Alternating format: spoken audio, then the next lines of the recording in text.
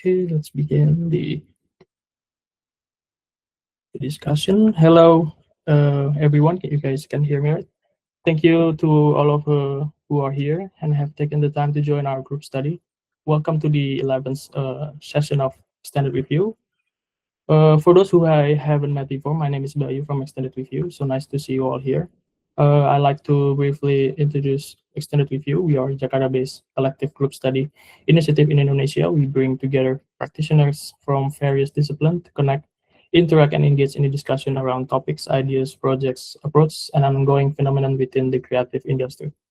Beyond functioning as an alternative learning space, Extended Review is also a small experiment. We attempt to shift the object of study from focusing primarily on output or final works towards the subject or the practitioner themselves. We call this approach researching the researchers.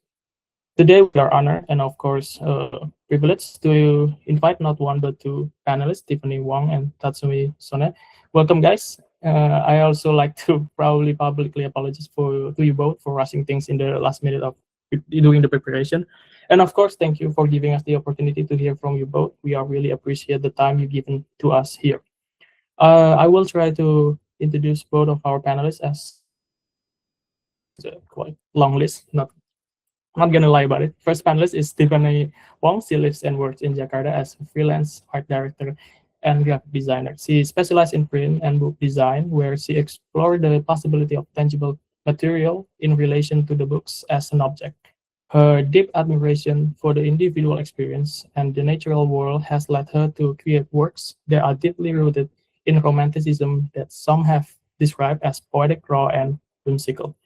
Her work have been featured on various exhibitions and publications around the globe. Her passion for print is also channeled through Sore Sore, an experimental publishing platform she founded with the aim of capturing the beauty of life in print. Together with Sore Sore, she has participated in art book fair, reintroduced the beauty of life on print to art and design enthusiasts. And the second panelist, we have Tatsumi Sone. He studied architecture at the Tokyo Institute of Technology and TUDEF. Sorry if I mispronounce it. He worked primarily across architectural design and graphic design, moving between graphic two-dimensional expression and architectural three-dimensional expression practice. He explored methods for translating essential spatial sensation, such as distance, texture, sound, color, and smell, that shape human experience into more effective forms. He also a representation of Tabula Press, a publishing collective founded in 2024 by architect Naomi Kitagaki, Tatsumi Sone, and Yukasa Narisada. Their independently produced journal Tabula Fragilis seeks to create a table, a space for dialogue, with others by presenting text, drawings, and photographs on a wide range of topics beyond architecture and art, grounded in the unstable yet inescapable fragile condition of life in which the founders themselves are entangled. As a publishing project, it also functions as a platform for curating and presenting diverse expression and titles related to architecture. Today's session is entitled Image Making and Work of Publishing. We will try to explore the relation of graphic design and photograph. And the discussion will consist two parts of sequence. First, the panelists will take turn in presenting their works and methods. After that, then we entering the open question forum as usual. Okay, we can start with the first presenter. Tiffany, you may begin your presentation. Okay, thank you, Bayu. I'll share my screen. Oops. Is it usually share screen or share window? A window, yeah. Yeah, that's more safe. All right. Can everyone see my screen? Yeah. Okay. Yes. All right. Okay. Hi, everyone. My name is Tiffany. I won't dwell on this page for long because Bayu has introduced me already. But still plugging, if you want to see my works, you can go to Behance or my personal website at behance.net/tfwong. All right. So before I was on board with Extended Review, I had a brief chat with Bayu, and he expressed his curiosity on why more graphic designers are utilizing photography instead of illustration. So I guess I cannot say for like every graphic designers in the world, but for me personally, I cannot draw to save my life. So um, that is the reason why I'm not using illustration. But there are like other elements to graphic design. But why did I use photography? It's not because it's like a shortcut, because it's like very easy, it's very accessible. Everyone can take pictures on their phone. It's not because of that. It's not because it's like the easy way out, but it's also because using photography for me is very intentional. And I do believe that when people say that a photo speaks 1,000 words, I'm not like taking those phrase as like hyperbolic. I do believe in the power of photography because I believe that photography is very truthful. It's mostly also unbiased because a photograph can take like the very raw situations, like the picture of like the raw situations. And also, when you study a photograph very closely, you can learn a lot about like the object or like the subject that you're taking a picture of. And so, yes, I think that is why I have worked together with photography, even though it is not my main um, my main practice, but I do frequently work together with photography. And so what did I mean by like this intentional photography based graphic design practice? So I think it literally means like using photography intentionally. So when you see like this photograph, for example, um, different people might take away different things from this photograph. So, for example, when you show this picture to a child who has no context of like the moon landing, they might see this as like, oh, it's a footprint from a playground. But when you show this to like a researcher or maybe like a space enthusiast, they may take away very different things. Like, for example, um, about like the why is there only one footprint in the land and the texture of the land, and maybe if they pair this like the visual observation of this photo with the textual information that they can get elsewhere, they can combine these two things and take away very, very much from this one single photograph. And so I think this is like the spirit of what I'm trying to do with like a photography based work. So I'm not treating photography as like just an ornament or like a decoration, but it's also the method of communicating through visual communication through graphic design. Mhm. And how does like by what means do I compile the research, the photography research into? So incidentally, I love prints and books. And so I also love experimenting with books. And I realized that I can also present like the research itself and communicate the research into the form of the book or like the medium. And so, mm, books as we know it right now in contemporary times, it is very efficient, it is very convenient. It's mostly paperbacks and hardbacks. But when we look outside of that efficiency, outside of that convenience, um, the book is like very, very, the possibilities of what a book can be is very wide, very diverse. And these are like just some of the references that I got from the internet. This is very outside of the norm. And also sometimes it's not very convenient, it's not the most efficient. But I think that if it is made with intention, and if what you are trying to communicate with the form of the book can be communicated to the audiences, then I feel that it can also be like a very successful visual communication work. So this is like the the kind of practice that I'm trying to build even until now. And so I want to talk a little bit about my thesis project. This is not exactly a photography-based project, but yes. So I'm going to head over for a while to Behance. Okay. I'll just share my screen.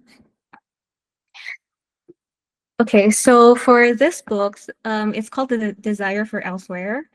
So for my thesis project, it was during COVID and we couldn't go anywhere outside of the house, right?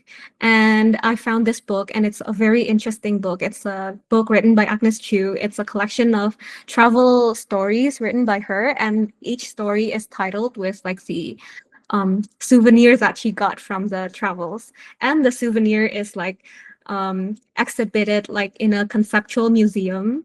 And so the table of contents is like an exhibition catalog in a sense. So I feel that it was going to be very, very exciting for me to be able to communicate that museum experience into like the book form. So this is the result that I made with this is like my thesis project. And so yeah, there's like the museum guidebook and then there's like the museum map as well. And I think my most favorite part is with this part. This is like the covering for each section of the museum. And it showcases like each artifacts, the souvenirs that is exhibited in the museum. And so each booklet is made into like this artwork label of like the museum, and then the inside of the booklet is like each stories of like her travels. And when you like pair the booklets and also the cloth, like the cloth covering, and it can be paired, and then you can like experience. I was like trying to make like the museum experience available to people in like a portable way, because it was not, yeah, because it was like COVID times. So I guess this experience taught me that I guess if the context was different, if the it was not COVID during the time I did this, it's the result of the book will be different, I feel. So yes, I do believe that the book is a very experimental medium. It's very, very accessible as well. And yeah, I am always excited to work with books and to experiment with them. And okay, so going back to my slide. So yeah, I think this thesis project is like the foundation of my practice even until now. Okay, so yes, so going back to photography, um, yeah, so how everything comes together, photography and graphic design, is um, this is like one of the examples that I had, my experiences working both with photography and graphic design. So this was during a workshop with Gueri Gallery. It was a workshop facilitated by Gueri Gallery and Jakarta Art Book Fair. So it was like a photo book making workshop. So yeah, I knew that I wanted to make a book about my dad since a long time, and I thought that that was like the perfect time for me to do it. And so yes, I tried to dug into like thousands of photographic like matters in my home, and I found like a lot of things. And so yeah, it was very fun and also very meaningful experience for me to be able to look into like everything that's happened before I was born, because my father passed away when I was young. And yeah, from looking at the photographs, I could like see what really happened, because all these times I only um know his stories from like my family through like verbal, oral, like conversations. But looking at the photos, I can um more vividly imagine like what it was like before. And also with like conversations, with stories that is told verbally, it's very easy for like my family, my siblings, my relatives to forget about like some specific instances. But when I gave them these photos, and it was it made them able to recall like the very specific experiences that they had with him. So I could get like more of like the whole picture of what he was like, and what are like the circumstances of like his living conditions and so on. And so after that, after I researched into the photos, um, we together with Gueri Gallery, I and Gueri Gallery, we had like this session to assemble and also to sequence the photos, because I do believe that sequencing the photos, especially in a photo book, it is a very vital step into like creating a photo book, because um, different sequencing can create different meanings for the photos.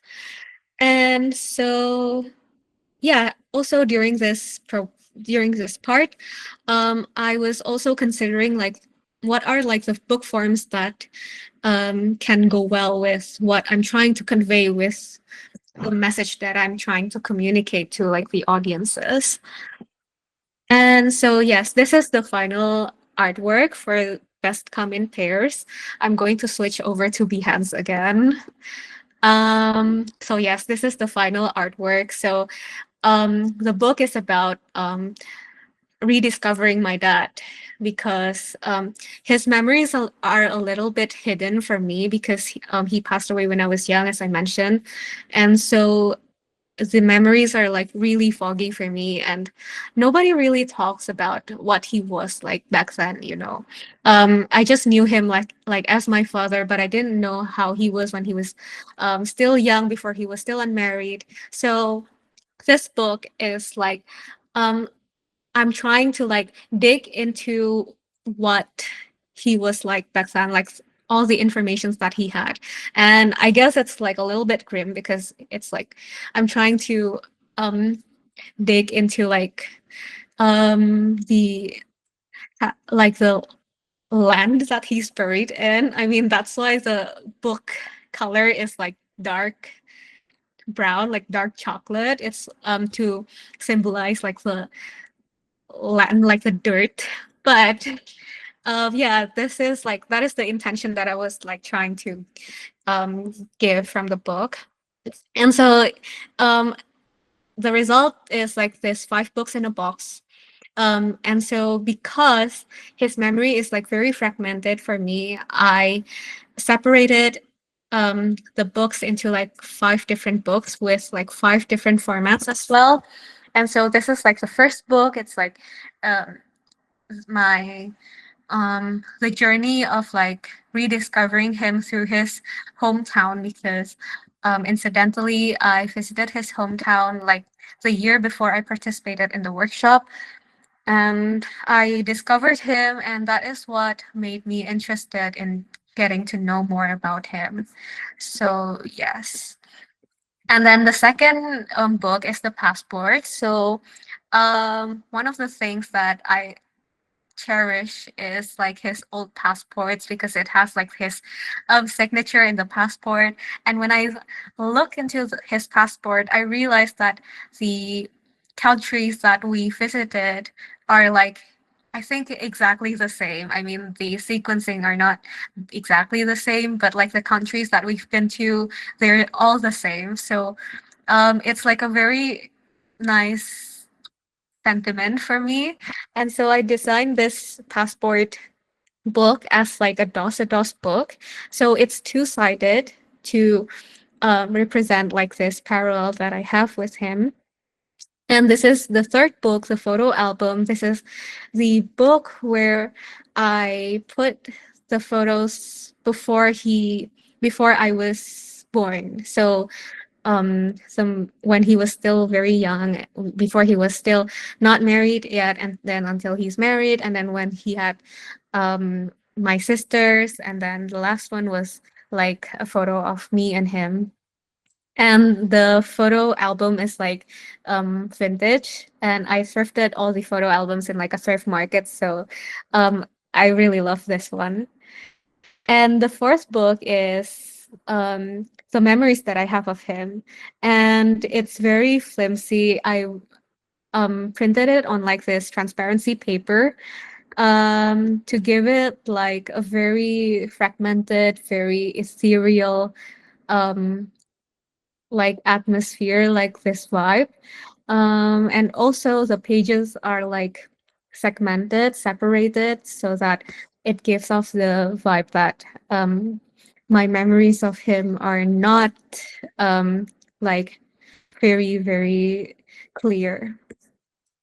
And then this is the last book. This is the text within the book. It is buried inside the book. It's connected with the like the box.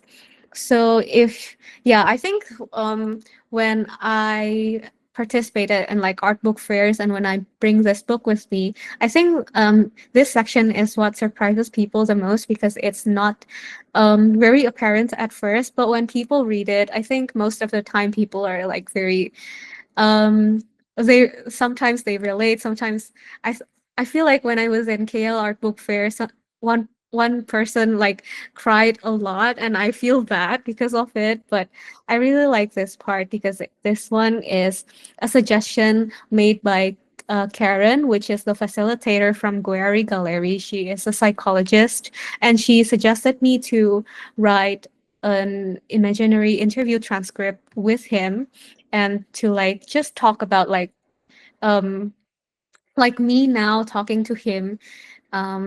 So yeah, I think this is very helpful for me, and it's hidden because this is like very personal for me. I don't really want people to read it, but I also want people to know it. So maybe it's like this um gateway to like um for people to get to know me. That's why it's kind of hidden.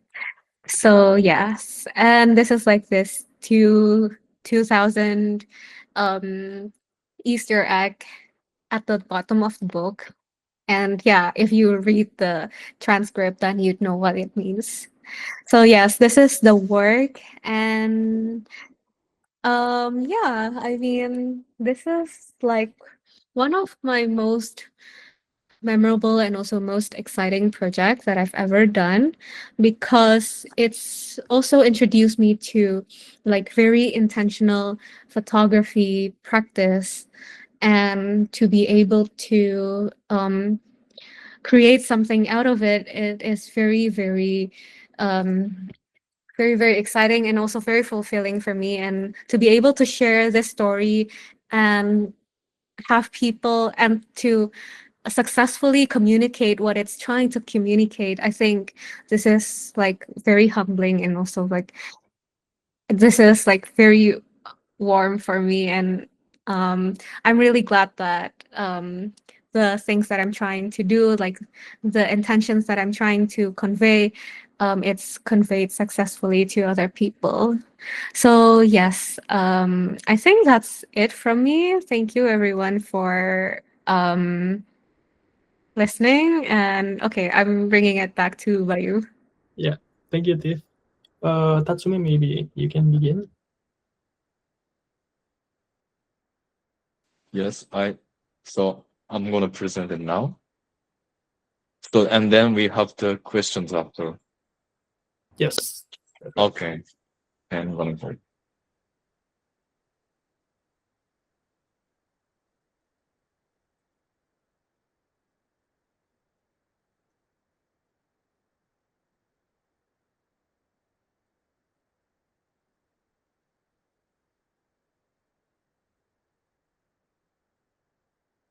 Yes.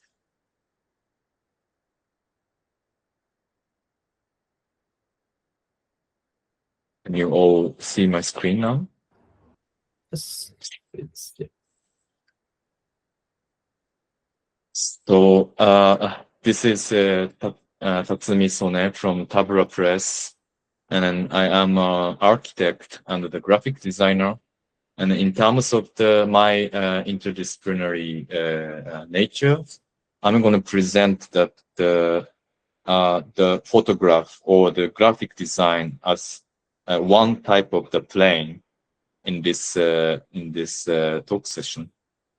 And then the title is "Plane That Commands." In other words, like plane that dominates or occupies the space. So in the basic understanding of this, my view of the photography is photography for me is something like the compressed space. So in both in the, like time or the both in the meaning of the place, the photograph can like stop the time and the like overlay all the layers you have in front of you to one single plane. And then Bayu already thank you for inviting me and already introduced it. And we are 3 members doing the all architects and doing the publication about the architecture or urban space and the philosophy and arts, somewhat like based in architecture. And then we are the 3 members, and then everyone is somewhat interdisciplinary. So in that sense, we have architect slash artist, Yukasa Narisada. She's also one of the founder. And then she also takes the photography. So we always work with her photography in our primary magazines and our publications. And we also have the researcher, and then I am working also as the graphic designer. So back in our motivation to look at the space, and then, so let's say this is the exhibition room, and then if you hang one picture or the photograph, it suddenly, like the space suddenly changes. So it used to be like, okay, just like vague sense of the space, but then once you have the picture in there, space becomes something that's occupied by the plane or the photograph. So that kind of the effect I'm very much interested in terms of the being architect slash graphic designer. And then this way of dominating the space or the controlling the space atmosphere is kind of applied in different regions as well. So I took the example from Indonesian redevelopment project, and then this is the I don't know, actually the reconstruction of the market or the shopping mall. And then here, how the plane, meaning the LED lighting, controls over the space even more than the building, more than the architecture is. We have to think about it. We have to be very, very critical about it. So for that, I'm also setting this as a research topic of myself. And then another example, this is the book, beautiful book by E.L. Wiseman. He's the researcher about the Israel-Palestine conflict. And then he's describing the way, very, very nasty way of the Israel that is controlling over the Palestine settlements, which is they bombs the one settlement of the Palestine, which is the center of which is the hub, kind of the hub of several settlements of the Palestine, and then by doing that, they will get the control over the different settlements of the Palestine at the same time, because they lose the hub, so they lose the information communication and all the transports and anything. And then this way of thinking is also very much look like how the LED lighting is taking the space controlled. So that was a very, very serious problem, at the same time super interesting. And then, so this is in terms of the project, this is the first one that I'm gonna introduce. So this is last year I did in the Tokyo, is in the exhibition of Tabla Press. And then this is the purely photography project, as well as the space design. And then this is the room of the exhibition. And then we have the table that is public to everyone. And then I put the camera on top of the table and then continuously record it. And then somehow this is processed and projected into the different wall of the same room of the exhibition. And then the processing will be like rotating and extracting the table. And then overlaying the table image to the previous one to get the everyone that was sitting there kind of superimposed. And then it's gonna be projected on the wall. So in the projection, you can also see, as well as yourself, everyone that was sitting there in the past. So this exhibition goes through like 3 weeks. So it was pretty long for us for the first exhibition. And then so in the end, there's so many visitors were appearing, and so many objects that they were brought or they were reading was on the screen. So this whole process is somehow just processing the image or just taking the one plane of the top table somehow dominates the whole space and then gives the space the meaning. And then in the end, it's gonna be as many as, I don't know, 50 plus images that is kind of recording the process of the appropriation of the space. So beginning from here, gradually the image gets messy, and then somehow after they noticed something is happening here, they tried to sometimes doing like weird things like making the heart or like peace mark or something like that. And then after the week, I like switch back to the zero. So it's kind of a reset. And then week by week, there's different programs going. So slightly different characteristic will appear in the frame. Yes. And then I'm gonna speed it up. Next one is the work with photographer. So as an architect, I designed one of his work in his exhibition. And then this is he's a photographer in the same generation as me. And he's mainly like taking the sniper, like behavior of the sniper as the reference of the photo shooting. And then this is already super, super interesting. And then one of the work is in the downstairs in the underground of this exhibition venue.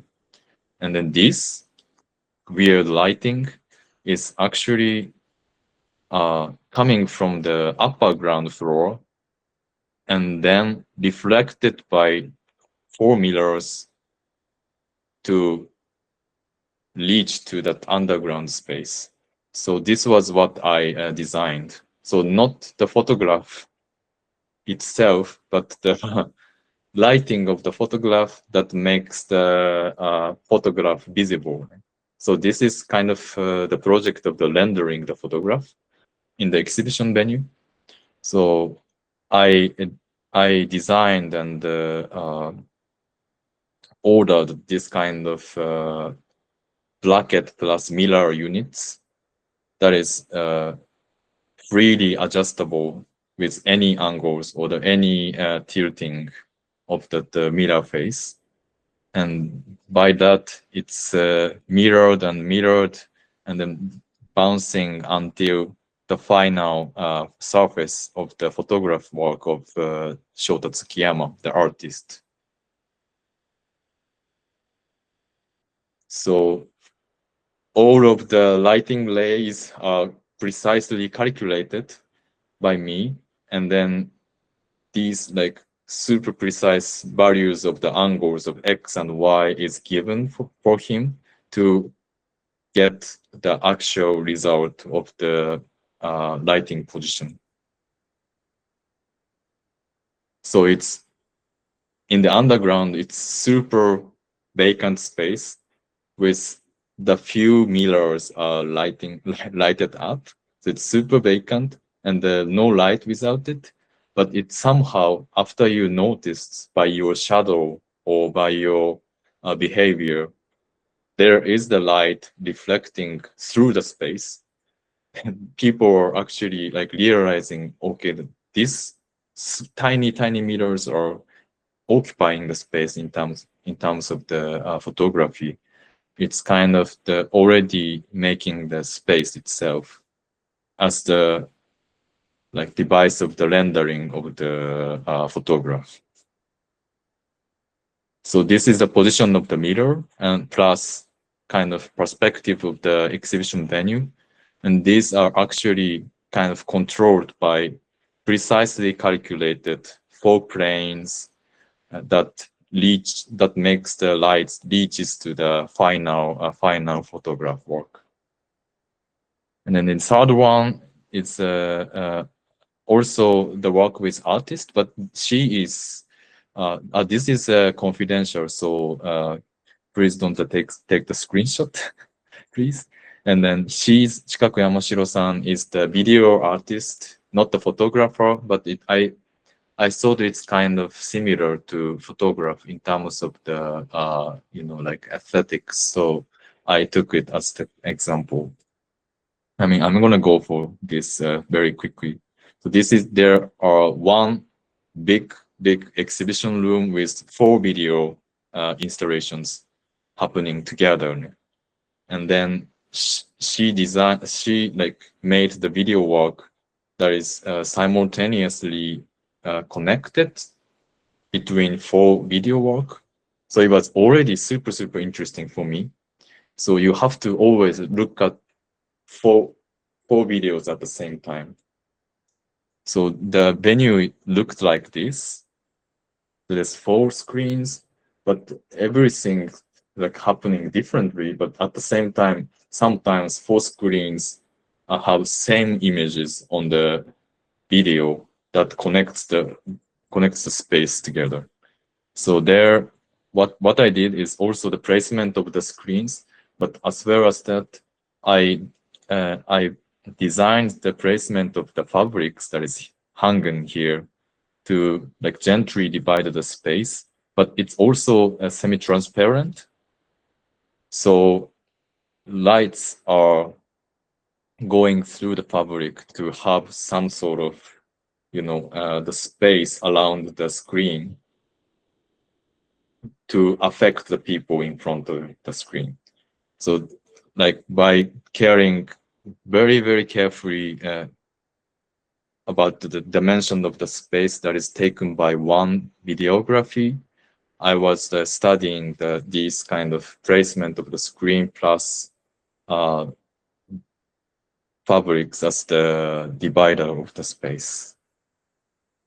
And then the last but not least, this is a super new project with one of other member in Tabula Press, which is I introduced already, the photographer Yukasa Narisada. She's also an architect, and then she's also taking the interior picture for her own project. And then I was also interested in kind of how the photography is kind of rendered. So how the photograph reaches to your eye and what happens in that process. So I was trying to investigate that process. So, for instance, so photograph has something like, collection of the points that jumps into your eye, right? In terms of the, like physics way of thinking. So there's a bunch of the photons coming into your eyes. But if it's not precise, so let's think if it's not precise as in the real world, and then the photograph itself is so far away that the path of the rays, you mean the photons, are not so precise. So I was like imagining that condition to really observe that process. And then this right-hand side picture is the super low fidelity rendering of the photograph, which has so many errors. So this line of the ceiling has to be straight, but then sometimes the pixels go up and down or like a little bit off from where it's supposed to be because of its low fidelity or low preciseness of the rendering. So I thought it was super interesting. So this is, I don't know, like, I don't know if it's the very nice way to depict it, but if we have the image and then our eyes are like accepting the rays to coming in, if we really consider distance between them, some deviation will happen. So this kind of like distance of, I mean, in different worlds, space between you and the image makes some deviations of the rays or deviation of your perception of the image. So that kind of difference I thought super interesting. So I was trying to like observe how they are different. So how they I mean, the photons like deviated from where it's supposed to be. So I was always like differentiated all the pixels they have and get some kind of graphical image out of it. So this is also the research project as well as making the graphics. So here, colored part is more deviated compared to the other pixels. So this one and this one. So these are the series of the renderings, which was based on her photograph, Yukasa's photograph. Here I'm gonna just present 3 of them. So yeah, that's all for my presentation. So it's always, my work is always, seeing from architecture side, so that the photograph already have the space around them. That kind of way of thinking, I was always like super intrigued, and also doing as my own like work or the project or even in the architecture project. So that's it. Thank you for listening. Thank you, Tatsumi. Yeah, maybe I like to responding a bit. Like, I think the title of the discussion is getting kind of safe.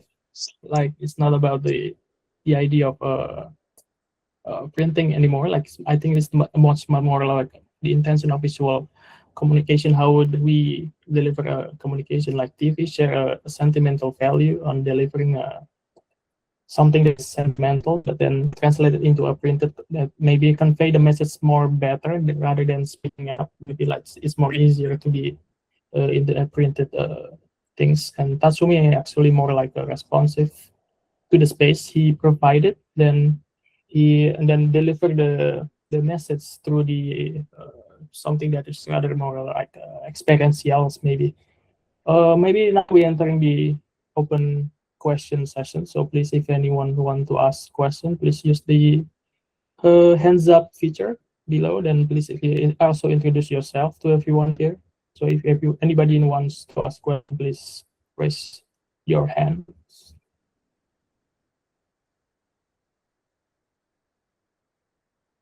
Okay, maybe for the opening question, maybe it's come from me. I like to ask both of you, of course, like how do you what do you usually trigger a project for you? Like, is it usually a personal memory or spatial experience or political condition or something else, or maybe like something project that is upcoming? How do you decide that the topic is worth turning into a book or something, a project like installation or something like that? Anyone want to answer first? Maybe Tatsumi.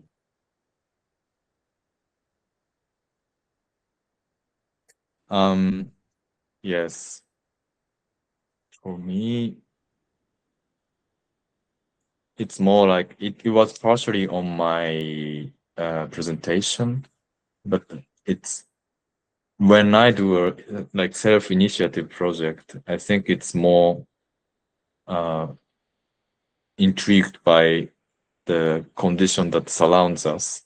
For instance, of course, yeah, as you said, politics, and maybe not the politics, but daily life thoughts that you were involved in, and that can be shared to everyone. Yes. So I think it's also special in a way. So I think. Yeah. For you, maybe. For me, I think I try not to limit myself to like just working on like personal projects, sentimental projects, but I guess for me personally, it's more intuitive. So yeah, I just do whatever interests me at the time. Yeah, so I guess when I was doing Best Come in Pairs, I was like trying to figure out myself. I was trying to work on myself as well. And so it's like this very personal, very family oriented work. But right now I'm not like feeling that because I feel like I've already moved on from that. So I think for my future projects, yeah, I mean we'll see. Okay. Yeah. Yeah, That's me. actually interesting. No, yeah, as a Tabula Press, we are preparing the next volume of our magazine, and it's it became like too much political in a way. So I would like you to look forward to for the content, but now we are kind of I'm okay. I'm okay. I was a bit crossing the border. Yes, yes. Anyways, that's I really relate.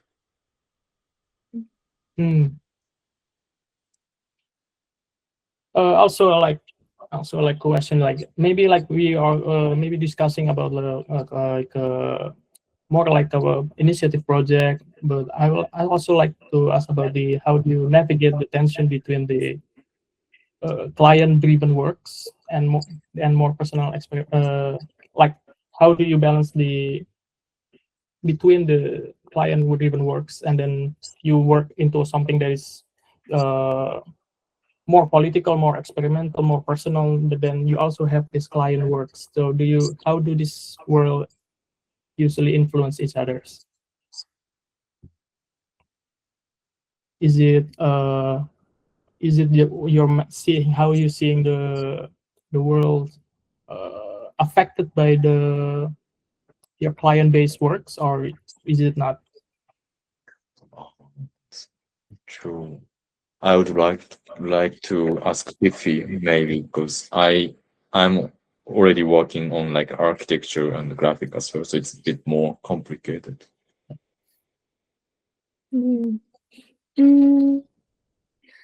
I think for client works, most clients wants it to be like clean, not clean, like effective. Like They don't want it to be like very experimental because it's very cost heavy as well. So yeah, you cannot like experiment that much on client projects because there are stakeholders. But I always try to bring the experiences that I've had with my personal projects and try to not convince, but to like share that there are like other possibilities of doing this project in other ways that are like less conventional. Sometimes they receive it well, sometimes they don't. But yeah, I guess that's yeah, that's how I try to make my client works more interesting and more exciting in a sense. Mhm.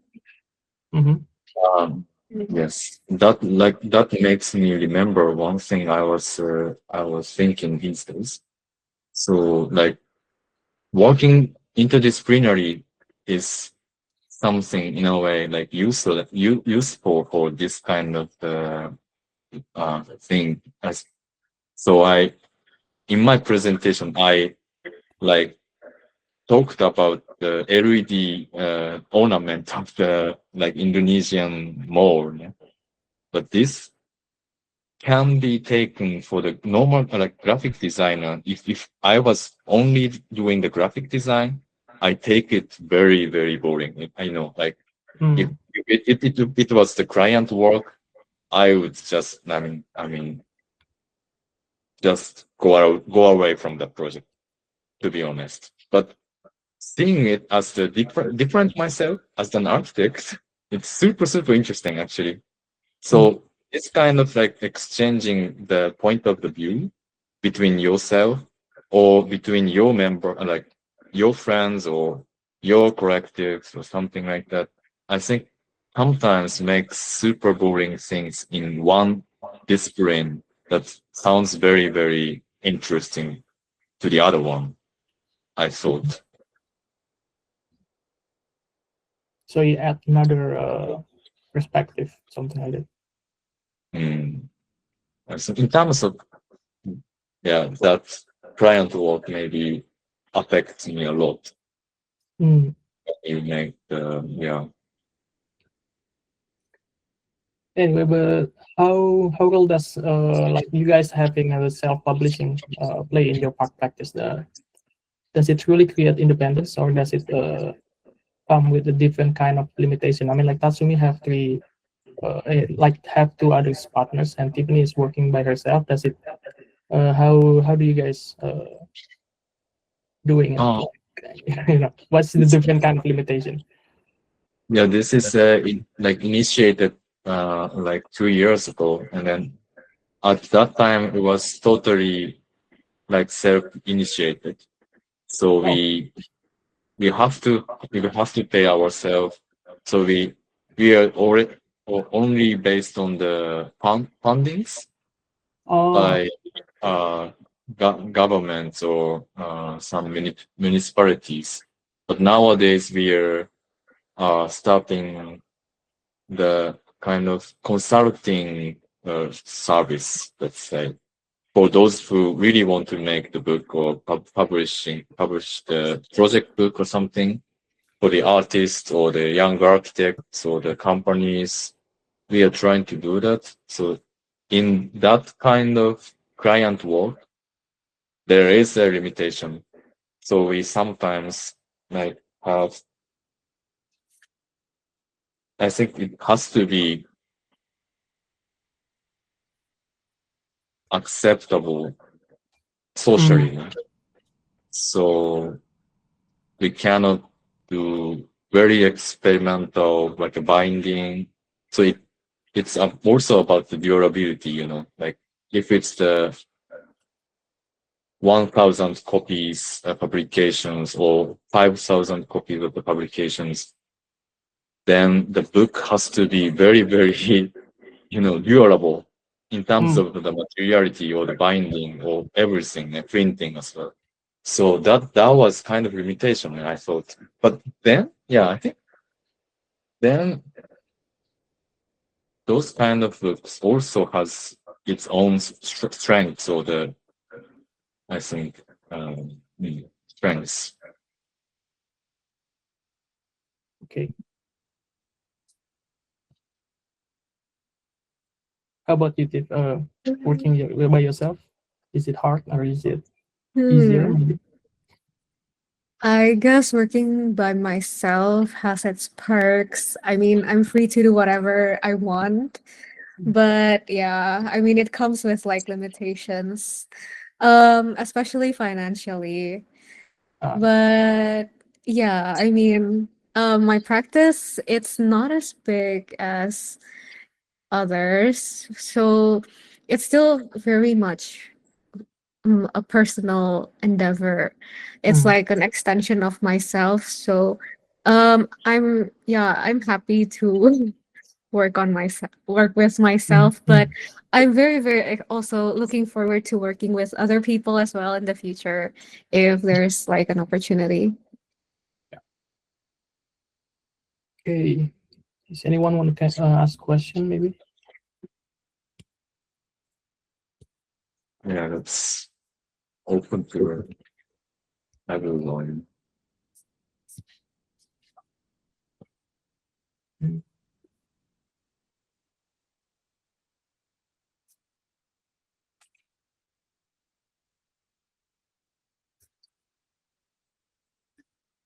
Okay. Putra, yeah, you are made to ask. Yeah, hello. Can I ask questions? Yes. Please Is my introduce voice yourself as well before. okay? This is a question for Tiffany. Beforehand, I am Putra Rangga, a communication designer, also a publishing enthusiast. I'm a big fan of your work. And my question for Tiffany is, how do you explore your idea when it came up? And how do you define the selections of material to communicate the idea? Okay. Okay, sorry, what was the first question? Oh, how do you explore your idea when it came? Oh, okay. So how to explore the ideas?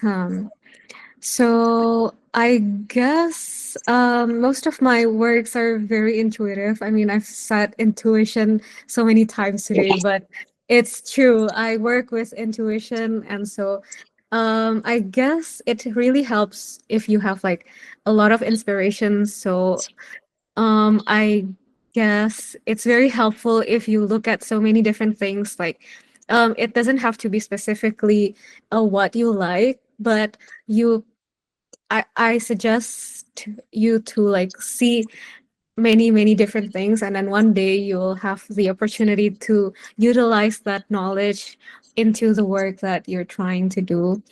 And I think that's mainly how I operate because I am quite curious and I love to study a lot of things. And so when for example in Best Common Pairs, it is very inspired by book arts. It's not exactly book arts, but I was like at one point in my life I was very interested in the book arts, like like fine arts, but in like term.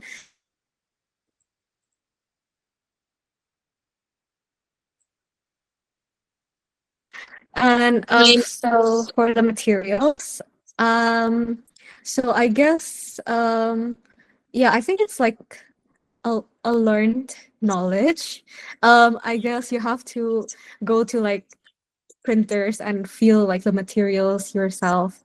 Um, and yeah, and I guess it's also very helpful if you try to like try to feel what you're trying to convey, what you're trying to communicate, like really feel it. And then when you also like feel the tangible material in your hand, I think you're going to understand like, okay, this material works so very well with like what you're trying to do with the work.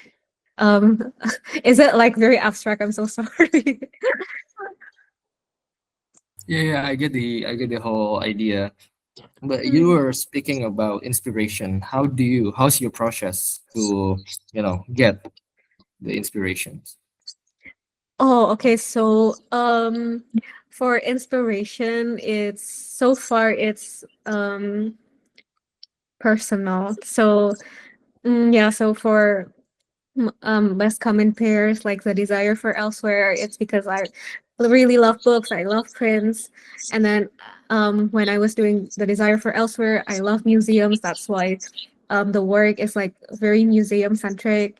For best common pairs, I was like the inspiration was my own personal feelings when I was like trying to figure out who I am and who my father is, and then um for like Sore, I think I'm very inspired by like the print technology of like the past, because I think like printing used to be like very creative, and now it's like very it's like based on like efficiency, like you want to get the best possible result the fastest time, and so people negate like other creative technologies that you can do with prints. And so I think for Sorry, it's mostly inspired by that. I try to take a step back from like the modern printing um, conventional ways and try to look at other like more manual, more vintage, and like a slower method to like um, the creation of a print work. Love the answer. Thank you, Tiffany. Thank you so much. Thank you so much. Thank you. Anyone? Maybe I also get inspired by the question. I also took like the word like Tatsumi said in his bio, like when translating something that is spatial sensations such as distance, texture, sound, memories, atmosphere, or whatever it is into a visual form. What do you think that tends to get lost? What become, or maybe it something that is those spatial sensations become more easier to get delivered. What tends to get lost and what becomes newly possible? What do you guys think? Yeah, that's to be honest, I'm still don't get the clear answer. I'm always like don't like I'm always one not all, always 100% satisfied for the result I have after the translation. So every time something is lost. But yeah, it's not a good answer. Let me think. But mm, Is we have such a like technology of videography or the photography or even like more specific way to depict the space, like the painting or line drawing. So it is actually like not a big problem when you try to represent the like spatiality of the space. But then when it comes to uh like something like the sound or the smell or passings of the time or something like that, it's I thought I always struggle. I always like not satisfied somehow. hmm. How about you, Tip? Is Then there some? Uh, Sorry, the audio got disconnected for a while back there. oh, sorry. No, to me it's always difficult Hmm. in the Uh, end as a result. yeah, I think it's the same for me. Hmm. Yes, it's my sound good or yeah. Mm. Yes. Okay. Anyone one question? Maybe two last question.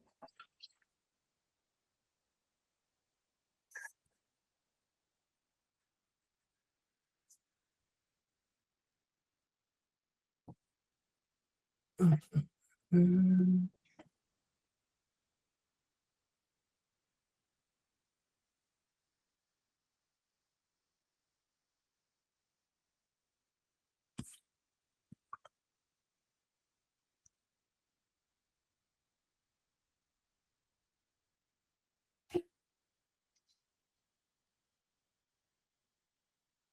Okay.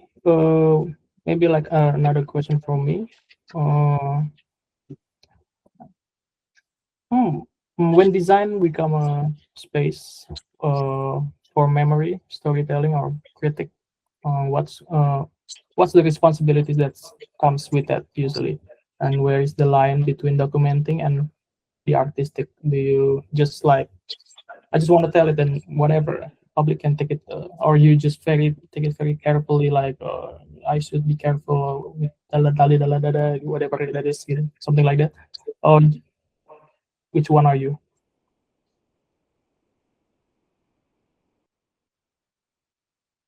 Sorry, can you repeat the question? When design become a space for memory and storytelling or critic, what's the responsibility comes with that, and where's the line between documenting and artistic reality? Do you really like carefully create this topic is too sensitive, this topic is, or are you just one of the type that is just like, I want to tell it, I don't care what the public said, or something like that, which one are you, or can you explain with your methods and everything that you've been built?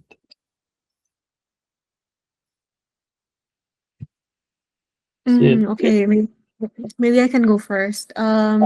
So I think, as with all other graphic design practices, working with personal stories, there are also limitations. I mean, when we do all graphic design jobs, I think there are limitations to it. There are some things that you can do, some things you maybe it's wiser if you do not do it.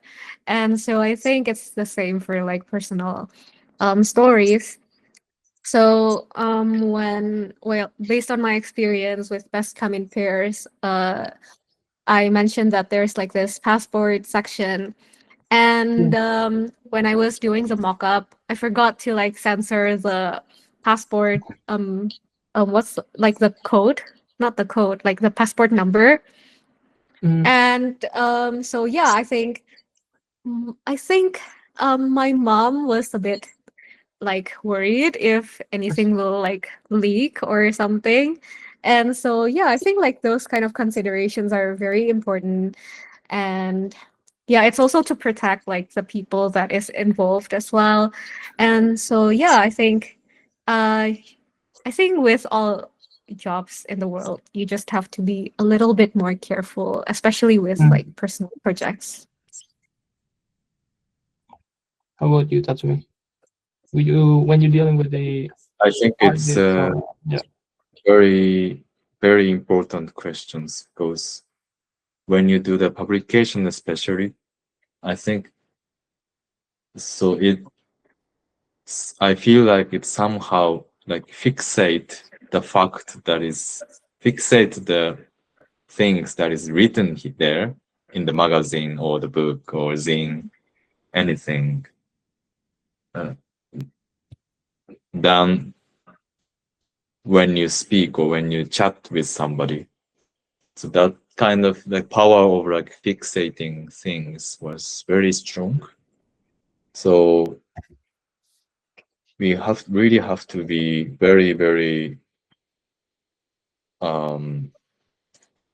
have a strong will for that kind of positions that you are taking, or like some authorship of the narrative, or your review of something. So I think that's also, I think, the good thing about the publication. I think now maybe I'm, because I'm living in Japan, but I think social media is becoming too much irresponsibility, and then this is totally not good for me. I mean, I strongly think it's not good for the world. So for in that kind of age, I think it's the right way to tackle that kind of a problem with like publishing the physical thing in the world to as the also, I mean, it's not the maybe it's not the clear answer, but the to to have the as the tool for you to be very very strongly positioned in a way. Not like not like you have to be on court or something like that. You have to pay a lot of money or we get arrested. That rarely happens, but not like that. But for yourself, I think it's kind of. I thought it was important.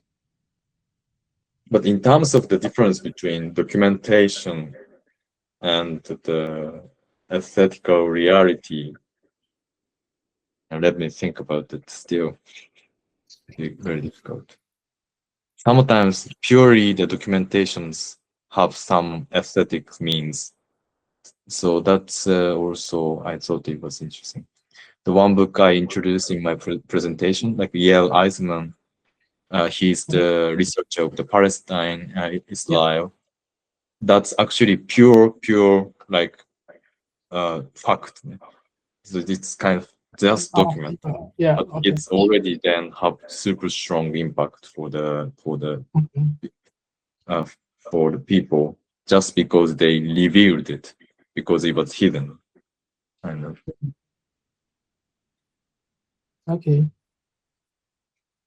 Last question, guys. Anybody? Okay. Hi, this question is for Tatsumi. Yes. I noticed that you introduced the term space and plane on the start of your presentation. Can you elaborate more on that? Oh, yes. It's yeah, the space is more, I think, also for me, a very vague word. I think space is everywhere, so you cannot really, define it. So sometimes in architecture, especially, space is identified with the room itself. So some confined amount of the space, which is enclosed by, 4 walls, 6 walls, whatever. But then I was a bit always, confused when the architects uses the term the space. They're very, very different from people to people. But in terms of the plane, I think it's kind of clear because it's the 2D surface simply. So it's sometimes the poster, a graphic like flyers, and sometimes the painting or photography as well, which is in the space. So in terms of the defining the plane, I think it's totally in the context of the art. I think it's very clear in a way. Is that a good answer, you think, or maybe a bit off? I do think the idea you're trying to convey is space is also meaning a context when it comes to artistic expression. What do you think? So you say like space. a room of context, like a room for something. I think so. Okay. When we really do use the word space in the sentences like critical space or like informational space, it is not the physical space but also the like field of the context and the field of the ideas or something like that, I think. For me, yeah. Yes, totally. Love it. Yeah, thank you so much, Tatsumi. Yeah. Okay, I guess that is the last question. Thank you to everyone who has attended and stayed with us until the end of today's session. Before we close, I would like to remind you that Extended is open to all possibilities and ideas. If you have projects, concern, a line of thoughts, or an idea you would like to share, Or if you are interested in collaborating, please don't hesitate to reach out. And also, yeah, for those who would like to stay updated and join future discussion, you can contact us through Instagram account. We have a WhatsApp group where we regularly share discussion information. Our upcoming program will be held on 28th this February, also it's Saturday. We invite Maria, graphic designer based in Arkham. She enrolled in master program at Workplace Typography. She'll be sharing her work, her methods and approach, mostly describing how design is not only as a solution making, but also may also be a way to disturb certainty and complicate what we think we already understand. Please follow our updates for more information later on. And finally, maybe before we officially close today's session, let's take the group photo for documentation. Please feel free to turn on your camera. So maybe I can screen record the whole things. The screen capture. So.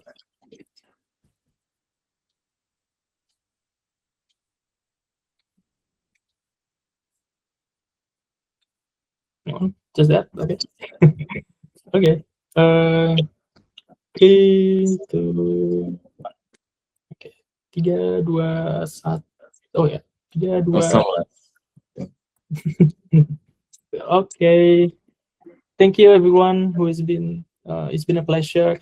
And thank you the next extended review on the next Saturday. Thank you Tiffany. Thank you Tatsumi Sone for this. Yeah, it was very nice to meet you. Thank you. Thank you so everyone. much. Thank you for inviting Bayu. Thank you. Yes. Thank you everyone, guys. Ciao. Bye. Have a nice Bye. day.